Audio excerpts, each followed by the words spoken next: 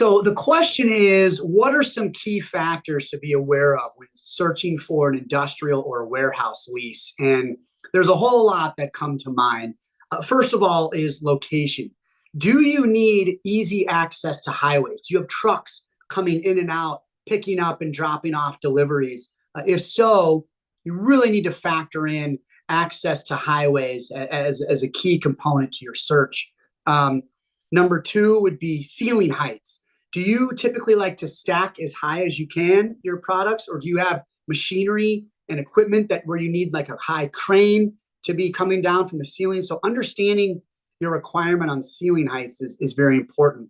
Another factor to consider is your docks. Do you need, first of all, how many docks and what type of docks? Do you need street level docks, drive-in docks? You need elevated docks. How many of them on which sides of the building? We've got clients right now that have all different dock requirements, but what I like to tell my clients that have dock requirements is that we have a resource that can build docks for you. So we don't necessarily need to have that as a huge requirement of the existing conditions for docks. We just need to have the space for them because I have a resource that can build whatever type of dock that you need, below grade, at grade, above grade, however many you need. As long as there's the room for it, we should be fine. Another key factor is understanding the market. It can't be understated right now, especially in a time like right now. In the last several years, we've had such rapid change in the industrial and warehouse market. Demand has been skyrocketing. And what that led to was much higher prices on both the rental rates and the purchase prices. There's been a minimum of about 8% appreciation across the country.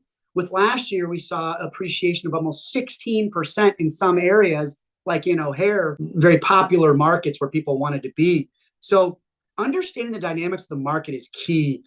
So for one of the byproducts of having such a tight market and such high demand the last several years has been an over influx of development. For example, last year, developers brought a little over 31 million square feet to the market. And this year, there's over 41 million square feet being delivered to the local market. And barely any of that is pre-leased. I want to say it's around 14% of that 41 million square feet is pre-leased, which means we're going to see a short-term softening as all this product gets delivered to the market that's not leased, that's not already pre-leased. And so we do believe that will get absorbed over not that long of a time period. And one of the nice things that we're seeing, certainly in the localized market, and I believe this is true across the country, is that while Amazon has been pulling back from their demands and subleasing lots of spaces and certainly not signing up for as many new leases, we're seeing a wider range of companies, whether it's the big boys like Unilever and Procter & Gamble needing a ton of warehouse spaces, down to smaller companies that are just growing. And whether you're manufacturing a product, whether you're warehousing products, the demand is still growing. And so even though we're throwing a lot of space on the market, that demand will eventually catch up and get us back to, right now we're at historical low vacancy rates of around 4.5%, depending on the market you're in. That'll tick up a little higher. The last 2 quarters, we've seen a slight increase in vacancy rates. That will continue as more of these products get delivered to the market without being pre-leased. But the key is to know where you stand as a tenant at any given time.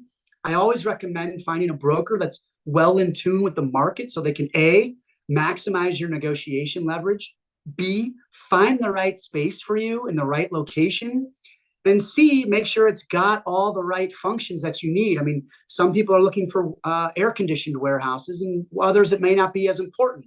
But understanding these factors and working with a broker that can guide you through the process and ask the right questions for you to make it for you as an end user to ensure that you get the right space for your business at the right price has never been more important than right now. But there's also, aside from just your rental rate that you're looking at or the purchase price, taxes. Taxes are becoming more and more of a key component to leasing or purchasing industrial space. In some areas like DuPage, they might be a lot higher than they are in Cook County. It also varies across the country, but it's really important to understand some of the other costs associated with leasing besides the net rental rate, or purchasing when you need to factor in taxes and operating expenses. So those are some key components to understand as well before you sign a lease or purchase agreement.